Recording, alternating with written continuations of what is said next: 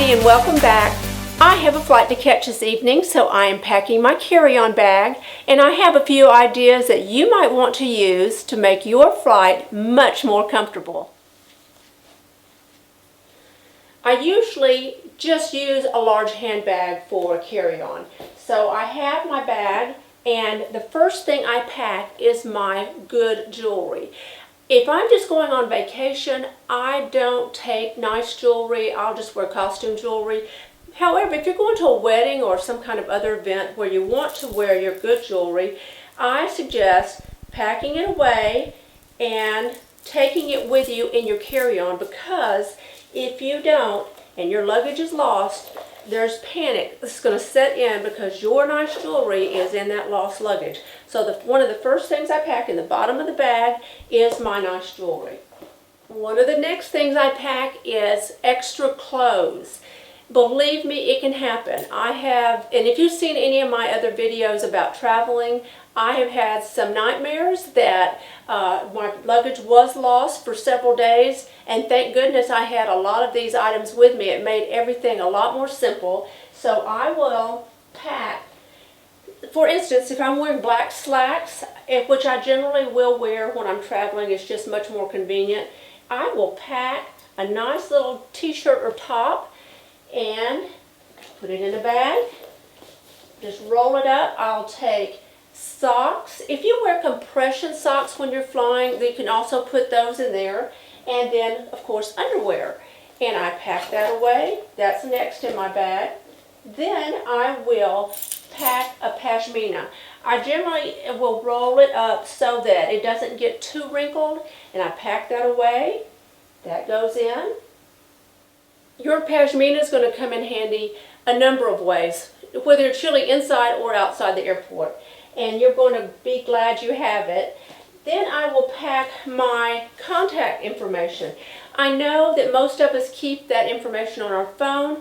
I do it as well. However, I have been in the predicament of losing my phone, and all of my contact information was in it. So I always take my contact information written down. You don't have to use a book the way I do. Just write some vital information on a piece of paper and put it in your carry-on, because if you don't have your phone, you'd be surprised how many phone numbers you don't have memorized. So I do that, and for the same reason, I take my printed itinerary and I pack that away, because if I don't have my phone, at least I know where I'm supposed to be, and I usually have a phone number listed on that itinerary. And then I pack a book. If you want to take a Kindle or Nook, that's great. I just generally don't do it because it's just one more item that I have to charge. So I just take a book or a magazine. And then if you take prescription medications, don't forget to take those and take them in the prescription bottle, because TSA is going to love you for that. And then as you are packing, remember to take if you need your driver's license, your credit cards, I pack those away. And then I will pack my passport. As a matter of fact, I think I'm going to keep these on the side because I'm going to need those as soon as I get to the airport, and I want those on the top. So I'm not going to pack those in and put them in the bottom. Then I also take cash. Now, if I'm in the United States, I will take U.S. currency. And if I'm going to be outside of the United States, I will take U.S. currency and the currency of the country in which I am going to be visiting. So I have both currencies, and I will pack that away. Then I have my makeup, and you don't have to pack and carry on all of your makeup, but if you have favorite makeups that you want to take, put them in your bag, because almost everywhere you go, you can buy makeup. But if you have favorites, just pack them away if you have room, and those go in.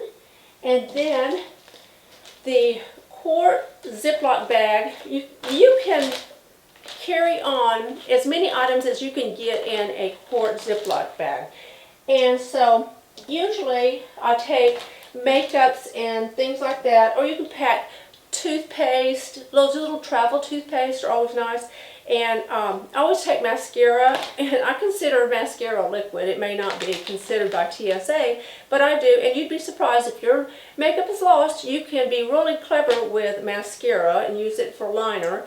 And then I pack, usually I will take La Mer moisturizing, and this is a moisturizing cream, and it has a scent, so it doubles as my scent. So I pack those away in there on top, ready for TSA.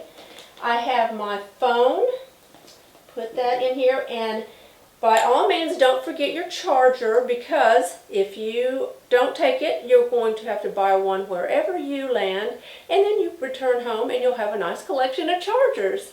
So pack that away. Now I also take my keys. Now whether you drove to the airport or not, more than likely you're going to have keys for your home or your car, and so I always make sure those are in my checked luggage. I mean, I'm sorry, not my checked luggage, in my carry-on luggage, because if they are checked, then you may have lost something else that's important to you.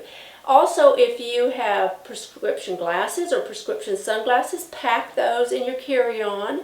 And if you have an extra pair, go ahead and pack that extra pair as well. And when you arrive, you can always put them in your other bag, so you'll have them in 2 different places. But keep them with you when you can. If you use noise-canceling headphones that you really love, just pack those away.